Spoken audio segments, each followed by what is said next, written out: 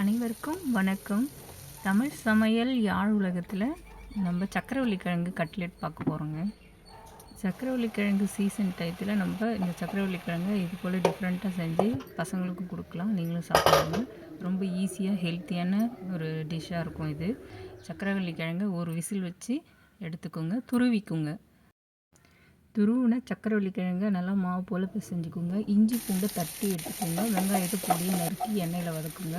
பச்சை மிளகாய் 2 காரத்துக்கு தகுந்த மாதிரி. அப்புறம் தட்டின இஞ்சி பூண்டை போட்டு நல்லா வதக்கிக்கோங்க, பச்சை வாசனை போகிற மாதிரி.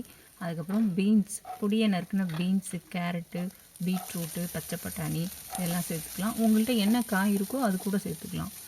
அப்புறம் எல்லாத்தையும் லைட்டாக வதக்கினாவே போகிறோம்.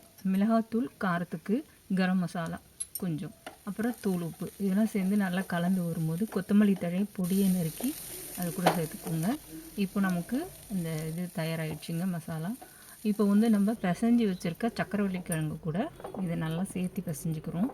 இந்த 2 கலவையும் சேர்த்து பிசைய ஒரு தேக்கரண்டி அளவு நான் பச்சரிசி மாவு சேர்த்துருக்கேன். நீங்கள் மைதா மாவு கூட சேர்த்துக்கலாம்.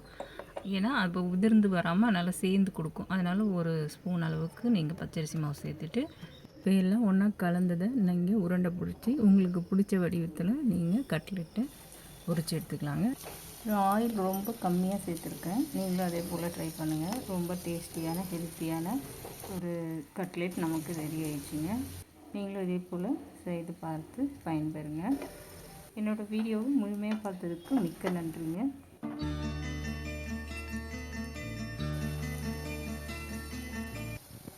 வீடியோ உங்களுக்கு பிடிச்சிருந்தா லைக் பண்ணுங்கள், ஷேர் பண்ணுங்கள், மறக்காமல் தமிழ் சமையல் யாழ் உலக சேனலை சப்ஸ்கிரைப் பண்ணுங்கள்.